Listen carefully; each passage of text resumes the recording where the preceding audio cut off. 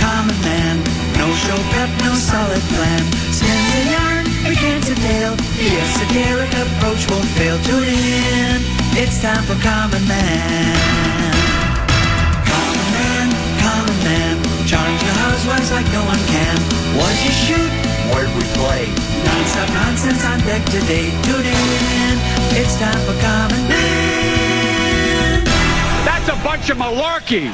Why should anybody aspire to be a common man, an average man? Do you realize what it means to be average? That means you're the best of the lousiest, and the lousiest of the best. Now, if we demand more and more for producing less and less, while the have-not nations encourage and inspire and indeed require hard work and maximum effort, if we deify the common men while they encourage and reward the uncommon ones, well, the end result of such a lopsided race as that is too obvious to require elaboration. I mean, it's like, hello.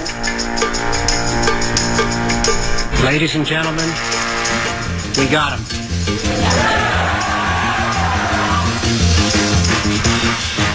You know, I didn't like the way we were playing this act, so I just told him, hey, you're going to live and die with me. Y'all, if don't nobody like it, sit your ass down right here.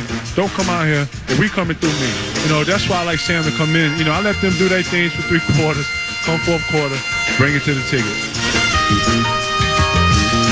Ladies and gentlemen, we're seeing what a sophisticated offensive game plan looks like. You talk about Timberwolves superfan KFAN Dan Barrero.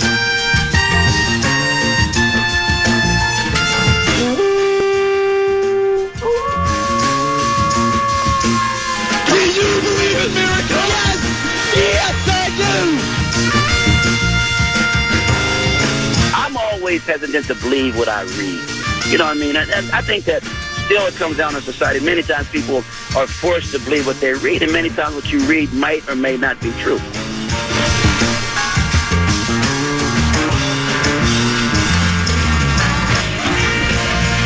It was a nice run.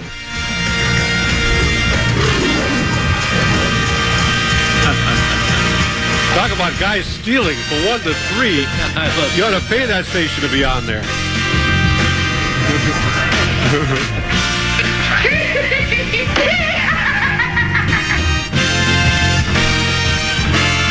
There's no room for crybabies in our world. There really isn't. Thank you.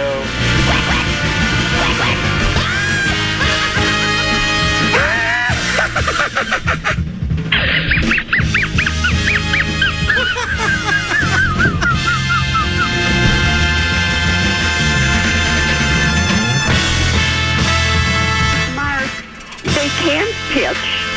They can't hit. What is with, I mean, come on.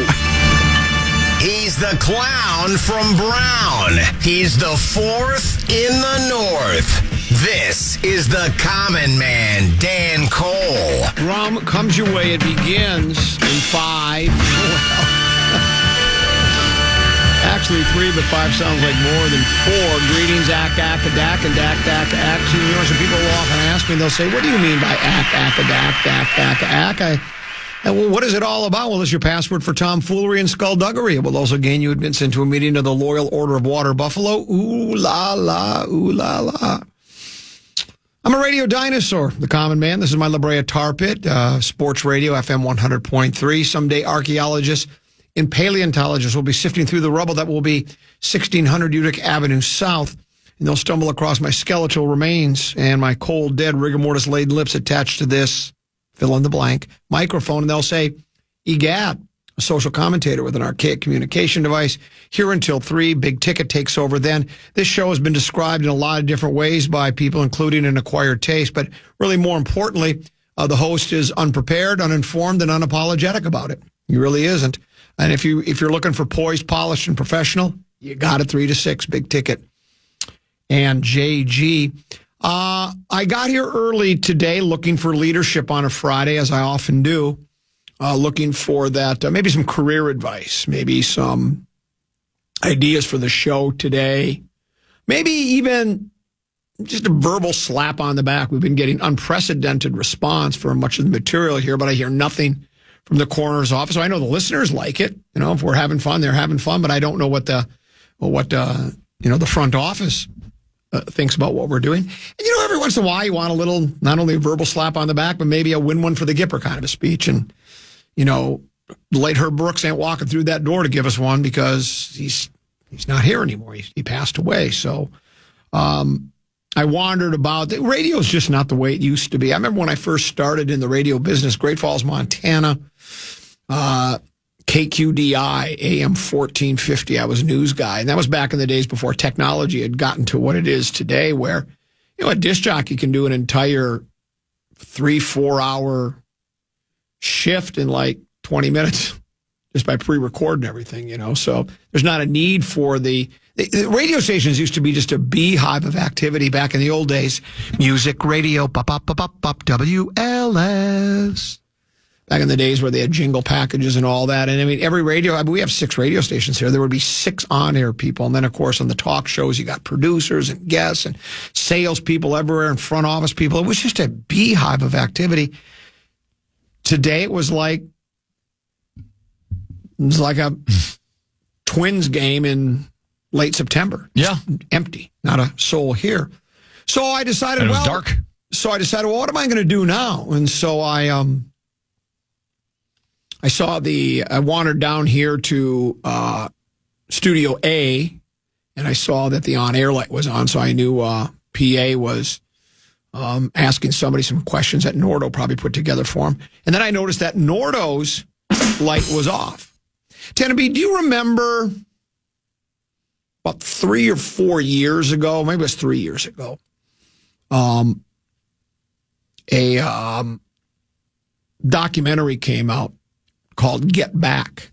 Yeah, I watched it. It was 8 hours of I can't remember. I wished I could remember the name of the young man that put the documentary together. It's a well-known name, and I'm almost embarrassed that I don't remember.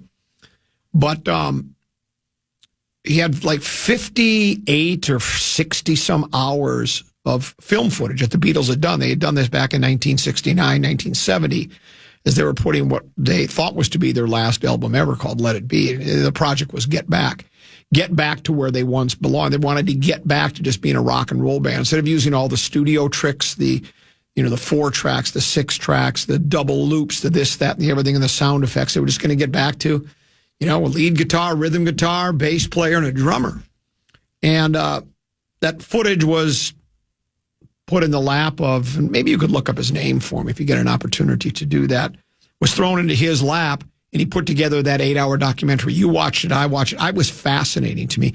We were like flies on the wall watching, and for me, because it was music I grew up with, it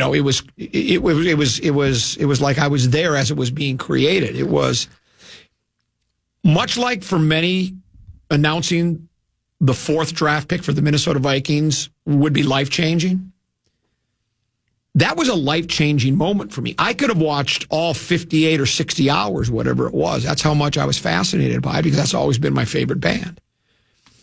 And I had a similar experience today when I walked into Master Control, and there was Nordo writing today's rap. He had the rap music playing, Yeah, in cue. And he's over there, and it was fascinating to me. Now, he wasn't doing it with a quill pen like the Beatles were doing back in the olden days. He was on his computer keyboard. But he's putting together, and it's just like, much like we watched Paul McCartney, before our very eyes, write the song Get Back. I got to watch Nordo put today's rap together. It was a life-changing experience. I never, it's like, you don't want to bother somebody when they're at work, right? Though that's really never stopped me before, but I never even considered dropping in while he was writing the rap. It was like watching Lennon and McCartney. It was a fascinating experience for me, and I feel blessed. If you ever had the opportunity to watch him put together the rap, you might want to ask him. I feel like I've walked in. Yeah, I didn't spend like a bunch of time in here, but I've heard him with the music and cue, writing down some notes. Doesn't sound like you you were quite as fascinated by it as I was. I don't know if I'd go to that extreme. I was ranking the great moments in my life. That's certainly in the top 10. I don't know where it goes in the top 10, but that's top 10 for me. That's top 10.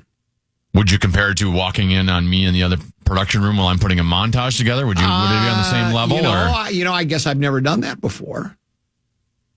One of the greatest moments I ever experienced was when you were going to teach baby brother Peter how to play hockey. We were over at Cook Arena in Coon Rapids. Is it still called Cook?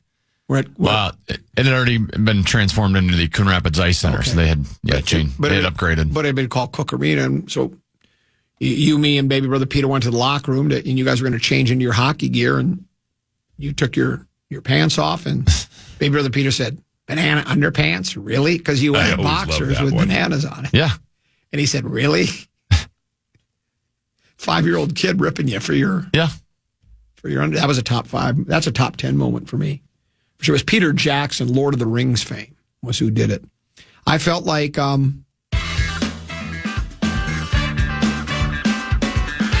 loved it, man.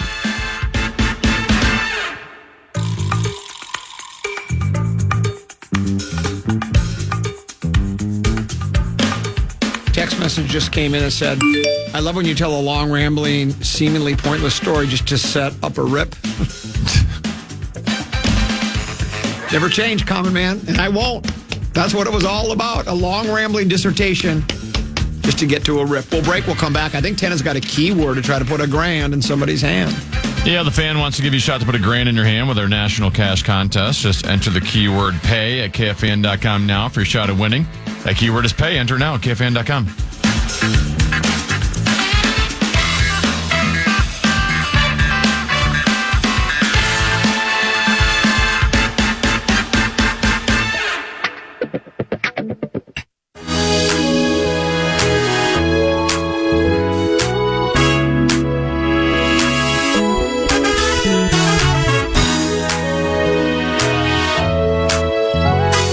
From the Bad Boys franchise. Now see him live at Mystic Lake. Actor and comedian Martin Lawrence is bringing the Y'all Know What It Is tour to the Mystic Showroom on May 2nd and 3rd. Check out our contest page now to see how you could win your way into the May 2nd show. That's KFAN.com. Keyword contest to enter.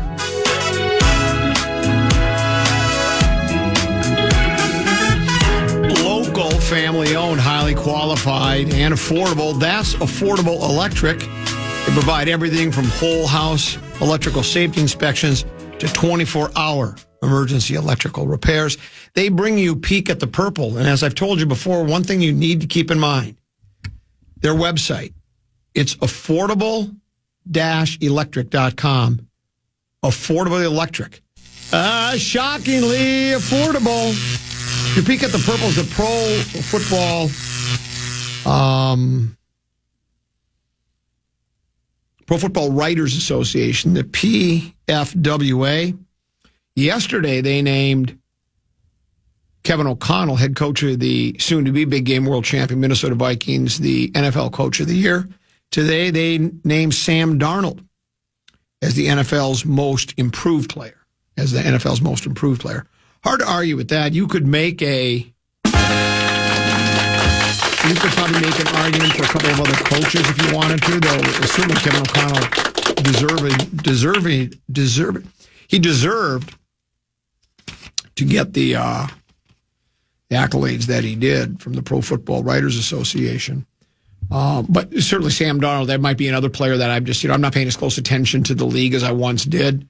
There might be another player that could be considered one of the most improved players. But, could you even say Saquon Barkley? Not that he would win it. Obviously, Darnold was better. But if you were just looking at other improved players, because it was Saquon Barkley's best year, but he's put up Pro Bowl years before, right? But was he sort of considered like he was kind of trending toward the end of his career, or not necessarily? Because how long has he been in the league? It seems like he's just had a lot of injury-riddled years. All right. Well, then I guess he's not on that list. I guess I was trying too hard.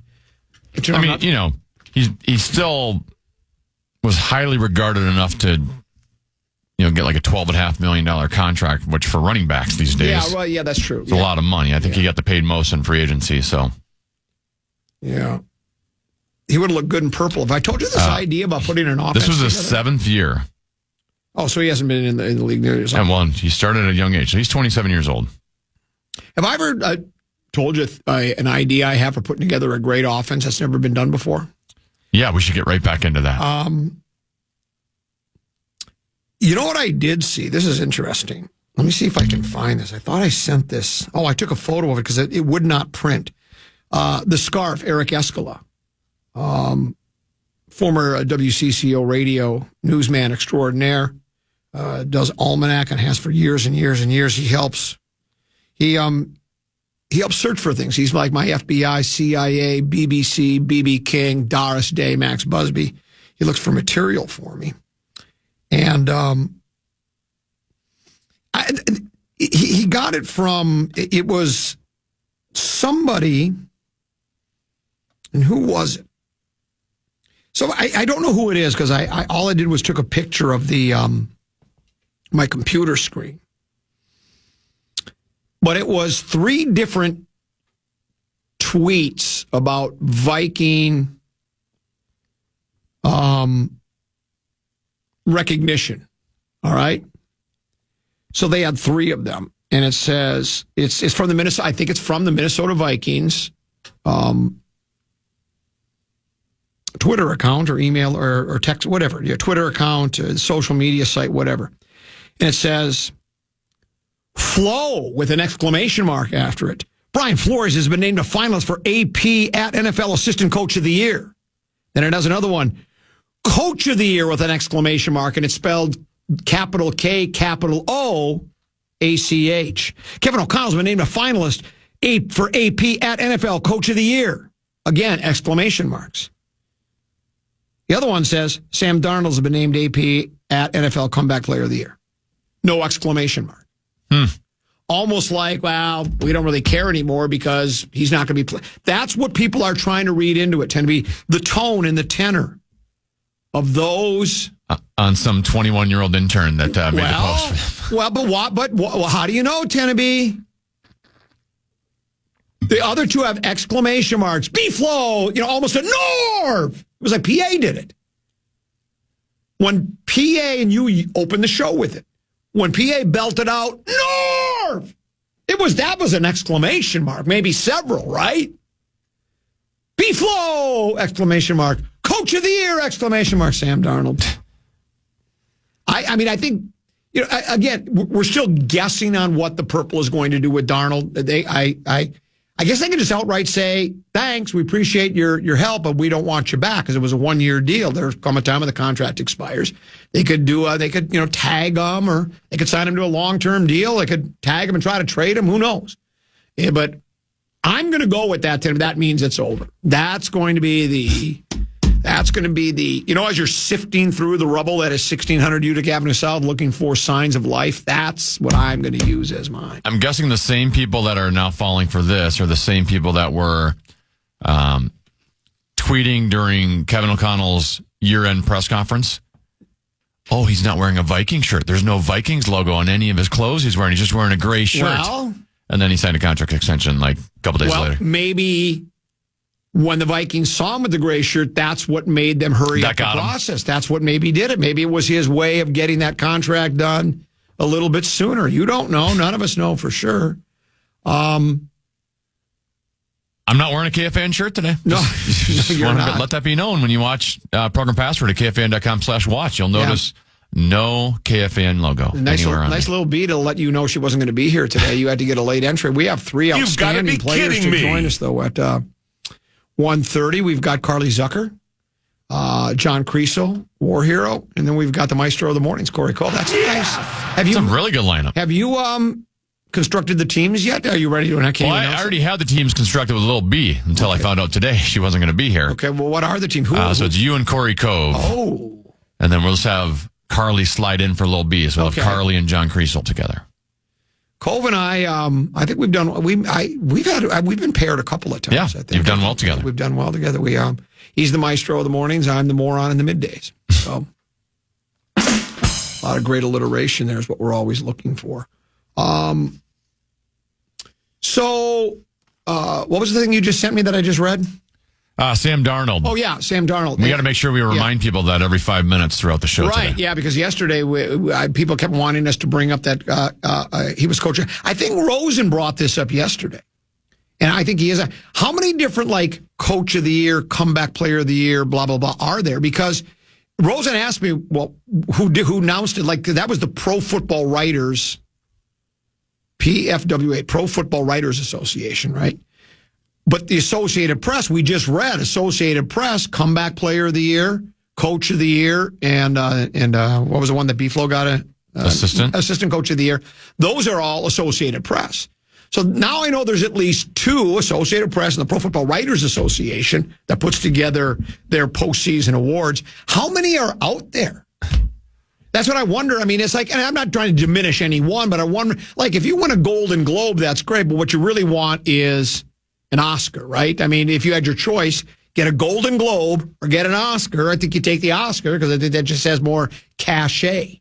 I just think that's more highly regarded, but maybe not.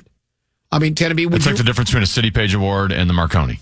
Well, what I was going to use, and it's funny, we think a lot alike, which might be bad for you. A City Pages Award or being inducted into the PAVIC. I'm not in the Minnesota Broadcasters Hall of Fame, but I do have a number of City Pages Awards, and I think the City Pages Awards are more important and more prestigious. I really do. Sorry. And I've got plenty of them. I'd share one with you if you want it. I got a basket. I still have one. You know the baskets that they would give you? They'd have these little wicker baskets with all sorts of goodies. Yeah. I use them as laundry baskets now at home. I've got a couple 13, 14 of them. Pretty cool when you get them, too. I can tell you all about it. I'm going to verbally slap myself on the back on the other side of the break, and I don't do that often, but I'm going to do it. And we're going to have a lot of fun today. We're going to break down the AFC, NFC championship games as only we can. And we'll do that before the show is over as well, here on the Common Man program on the Fan.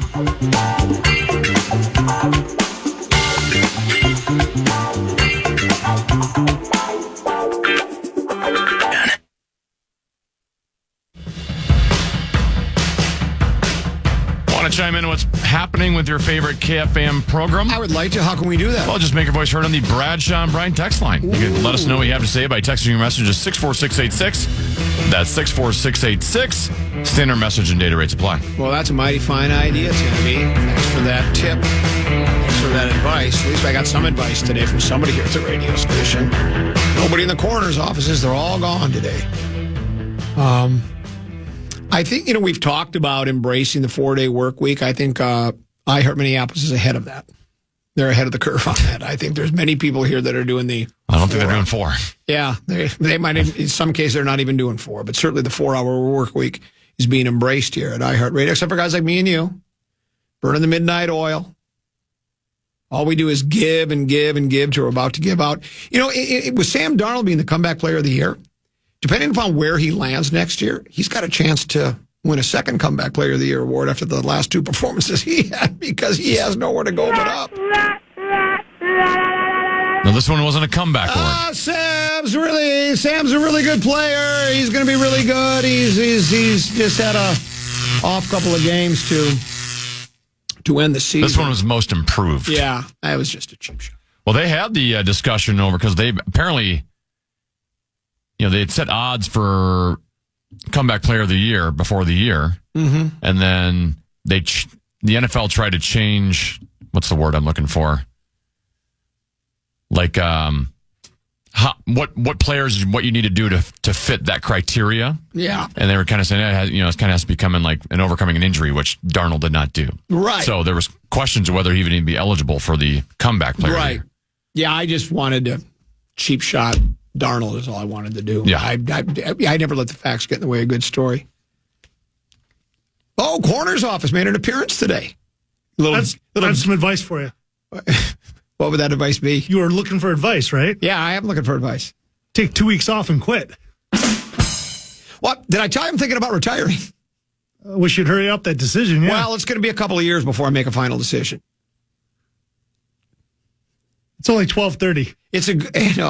Well, I told you, I texted you this morning, I got nothing. And I ain't ready to talk Wolves yet. I'm just not. I texted him earlier, I said, I've got nothing. That's been pretty accurate. You text your boss and say, I've got the first segment. I read it's unprecedented response, the long windup to rip somebody on the air staff. It was so good. When's the last time you took rips by request? That's a good idea. Maybe I'll take rips by request on the Bradshaw and Bryant KFAN text. If there's somebody you'd like to hear get ripped, I'm your guy. Even if they don't deserve it, we'll rip them. It's never stopped us before. I had another rip, and now my train of thought's has been derailed. My train of thought has been derailed. I had another rip I was going to do. I guess I could just talk about myself for a while. It was yesterday we had a very controversial topic that I've broached before about my idea for putting together an offense that would be different than anything that's ever been done before. We talked about how the running game is now back in vogue. And during the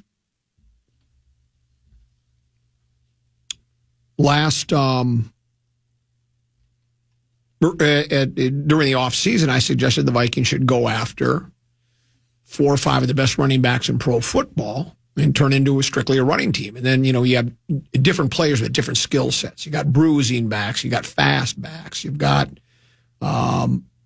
backs that can catch the ball out of the backfield. My idea, these guys were all free agents. Saquon, Derrick Henry, Joe Mixon, and maybe throwing in Austin Eckler or the kid that's playing for Green Bay, whatever his name is.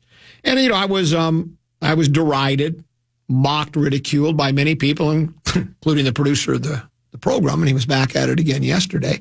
And I've got feelings. I cried on the way home a little bit. I wasn't bawling, but I teared up thinking about So did I. You basically said I was insane for my take. How you turned on me and everybody else. But I did get some support from people comment at KFAN.com, including this one that says, comment, I'm with you, my boy. You're onto something. So many scenarios why this would work.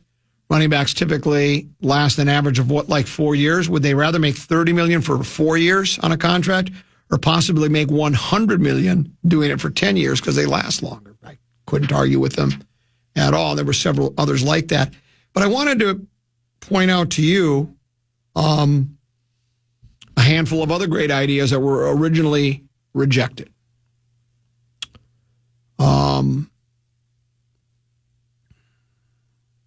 Just on the $100 million over 10 years. Yeah.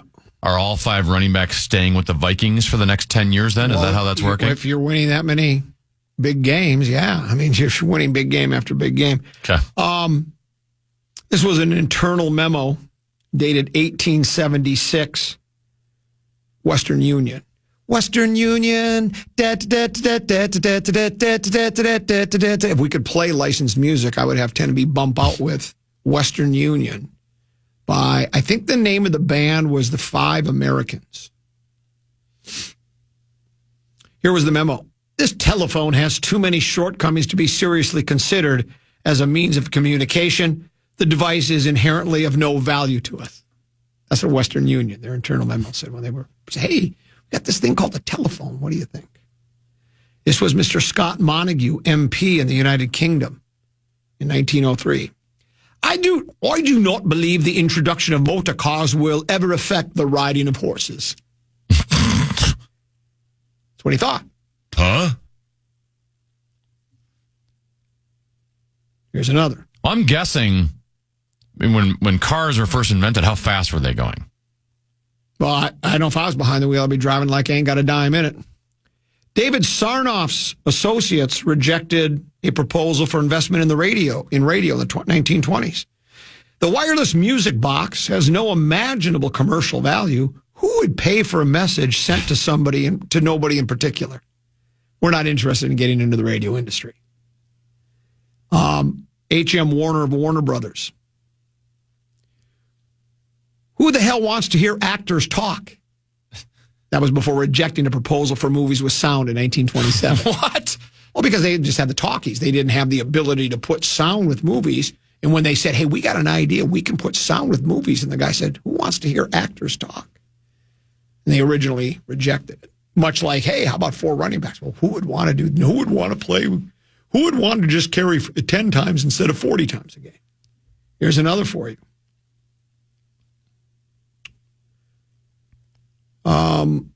This is typical Berlin hot air. The product is worthless. This was a letter sent by Heinrich Dresser, head of Bayer's Pharmacological Institute, rejecting Felix Hoffmann's invention of aspirin. At that point, Bayer was standing by its star painkiller diacetylmorphine. This alternative drug reportedly made factory workers feel animated and heroic, which is why Bayer decided to aptly name it heroin. Later on, due to its funny side effects, it was decided to take heroin off the market. Bayer's chairman eventually intervened to overrule Dresser's decision and accept aspirin as Bayer's main painkiller.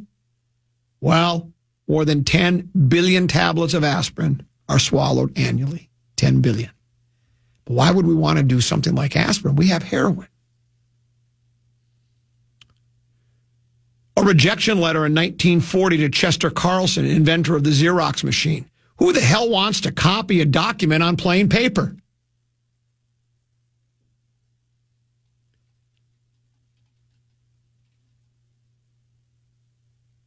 Here's another.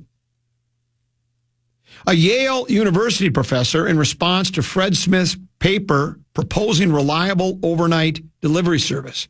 The concept is interesting and well-formed, but in order to earn better than a C, the idea must be feasible, is what the Yale professor said. Nice concept, but it can't be done, so I'm giving you a C on the paper. Smith went on to found Federal Express. When it absolutely, positively has to be there overnight. But he was told by a professor at Yale, you got a Yale man. No. There's no chance you could deliver mail overnight. President, chairman, and founder of Digital Equipment Corporation back in 1977, Ken Olson's his name. You know what he said? There's no reason anyone would want a computer in their home. I don't need one. Ken kind of missed the mark there a little bit, didn't he, Tennessee? Here, one more for you. I'll leave you with this one. This was a rejection letter to Arthur Jones. You want to have consistent and uniform muscle development across all of your muscles? It can't be done. It's just a fact of life. You just have to accept inconsistent muscle development as an unalterable condition of weight training. That rejection letter sent to Arthur Jones. Well, Arthur Jones went on to invent the Nautilus fitness system. So in other words, you can mock me, you can ridicule me, you can reject my ideas offhandedly, and that's fine. That's all fine and well. I'll take my chances. But I'm just telling you, these same people thought the exact same thing. There's 10 people that their ideas was rejected. Well, we mentioned yesterday, too, the Wright brothers. Those magnificent men in their flying machines. You have to be crazy. Or how about when Columbus set sail on the Nina, the Pinta, and the Tenna Fitzgerald and said, I'm going to set sail and see if we can find some foreign lands. They said, you're going to sail off the edge of the earth. Don't do it. It's suicide. And then America, the beautiful, he found it. So anyway. Can you now go over a list of the worst ideas and inventions of all time? Maybe the other one that was really good was how about the pet rock? No one's going to buy that. What do you mean a pet rock? People want a dog. They want a cat. They want goldfish. Well, in some cases, they don't. But anyway. I'll give you a couple Twins kind of breaking news. No notes? Well, sure. What do you have for us? One, Corey Koski has been elected to the Twins Hall of Fame. He'll be inducted on August 17th. And then the other piece of Twins note, according to Dave St. Peter, the Twins' new television streaming option will be available for $99.99 for a full season or $19.99 a month. Repeat that again, please. What is that? The new television streaming option will be available for $99.99 for a full season or $19.99 a month. There will be no blackouts in North Dakota, South Dakota, Western Wisconsin, Iowa, and Minnesota. I would do the $19.99 a month because I figure by mid-June they'll be out of the race and I'll have no interest in watching any of their games anymore. So don't do the year thing, folks. If you're on a budget, take your chances on the month. Now you're taking your chances. I mean, the team could somehow put it all together, and we could be planning that parade route. And Tennessee, I know you like parades, and I do. But if you're thinking sensibly about this, I think you should go with the monthly. I'm probably just going to hold off until August and see where the team's at, and then if they're in the mix, all right, I'll throw down $20 on this. Yeah, give me $20 down the stretch. $20. Yeah, that's a mighty fine idea. I had another. Oh, I know. This is where I was going to blow my horn some more. Do you remember, Tennessee, when Rosen and I were discussing yesterday about not paying as close attention to this or that, and being able to cover sports as we it's okay. We talk sports a lot here. We talk about the local teams and the national teams, and I will oftentimes offer up an opinion. I'll opine about a game I didn't see, and there are people that think, well, how can you do that? And then I explained it yesterday again that, well, you just read a couple of, they call them gamers in the business, in the newspaper business. So the game story. You could look at a box score and read a game story. Here, most of the writers are very good at what they do, and they get quotes from, like in the Wolves, for instance, because we were talking Wolves. Chris Finch, he's the head coach. Well, here's some quotes from him. They'll often have Anthony Edwards quotes offered up. Conley, Gobert, whatever, the principles of the game. The other day, as a matter of fact, it was McDaniels had a brilliant game. And so we pointed out some of the things he said. So it's pretty easy to get an idea of what's happened in the game. And I got this a text message when someone said, do your job. Don't be taking other people's takes. Just, Rosen's made a cottage industry of it, but, it's like, do your job. And it's like, how can you do that? And I got this email, and this is really a great way to describe it. It says, Common, you are Sherlock Holmes-like. You take the evidence presented to you and deduce what happened. It's quite elementary. Signed, Bike does all the work guy. And that's exactly what it is. It's like you're given clues. It's like being a private investigator, or maybe the world's greatest private dick. And what you do is you take the information that's provided for you, sift through, and you just say, well, I can put the pieces together. It's not that complicated. And that's what we like to do here on the Common Man program. Here's a text message that says, just pay for September if you're in the race. Now, that might even be a better idea, Tennessee. So instead of the month by month, I think is the very best. Maybe get the month of April, pay the $19.99, right? And you see how the team's playing. I got a feel for this club now.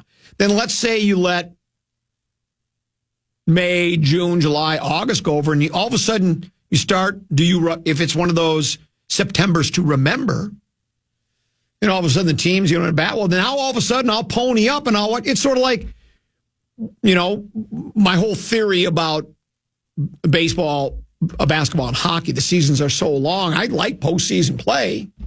Get to the Western Conference Finals and get back to me. But, I don't have a lot of time for watching. I'm just not going to watch regular season game after regular season game after regular season game. So save it up for Friday night, when the games really mean something. Maybe that's the best way to approach to buying this package. Though, let's face it, for an entire season for $100, that's not that bad. You're talking April, May, June, July, August, September. That's 6 months of baseball. So that's what? How many? I can't do math. Well, that'd be about 120. It's just saving about $20. Yeah. So, yeah, it's not a bad deal. So if that's what you'd like to do, I just don't think I would get enough use out of it. I don't think I'm watching every single game. I know you wouldn't. I mean, you got family, you got things going on. Twins are one of those products, and maybe it's just the pace of the game, that you have it on in the background while you're doing other things, right? You're not like intently, I shouldn't speak for everyone else, but me personally, I'm not intently watching every single pitch. Yes. right? It's on in the background. You're doing something else. All of a sudden, 2 outs in the 7th inning, there's bases loaded. Now you kind of pay attention a little bit more. But through a good chunk of the game, you're just kind of half paying attention. I saw a couple of quick nuggets here before. Are we going to do a 5-3-4 then? God, I hope I did set one up because, thanks. I'm so happy because I got plenty, you can tell. Yes, it's very obvious. I saw two things. The first one is preposterous statement nominee submission for Paul Allen yesterday. And the guy says he is paraphrasing, but the numbers are correct. He says that at about 11:17 yesterday, PA said about 98% of the people in the world cannot play in the NHL. Well, there's 8 billion people on the planet, so 98% would be 160 million people could play in the National Hockey League, is basically what he was saying. It's You've got to be kidding me. Quite as crazy as, building the pyramids in the 1800s, but it's still, that's of 8 billion people on the planet, 2% that could play in the NHL, that would be at 160 million people. I don't think that many could play in the National Hockey League. That's a little over-exaggerated. But, we're prone to exaggeration here on KFAN. And then Joe Pompliano. I don't know if you're familiar with him, Tenneby. Great insight. He says the Baltimore Orioles have implemented a new concession menu for 11 items for $5 or less, $2.50 for peanuts, shells included. You're disgusted with people that drop their shells beneath their seat as they're eating them. $3.50 for popcorn, $4 for bottled water, $4 for hot dogs, $5 beers. And as Joe Pompliano points out, this is starting to become a trend in sports. I think it may have started, and I don't know for sure, but with Arthur Blank in Atlanta when he started selling.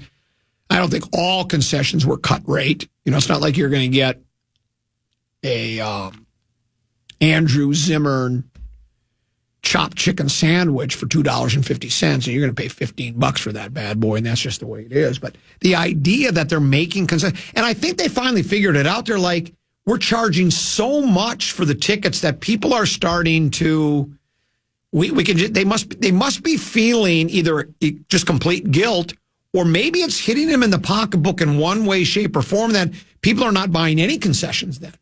Because when I go to a ball game, which is very rare, but even when I did, I didn't load up and say, well, I'm going to eat, I'm going to eat a big lunch there, and I'm going to have some peanuts and some popcorn and I would eat a lot more if it was more manageable. Exactly right. It's ridiculously priced. So generally what you do is, and this is good for the economy in downtown Minneapolis, you're going to go to a Twins game, I'd rather go to one of the local restaurants and get, a Philly cheesesteak sandwich and some fries and pay $18 or $20.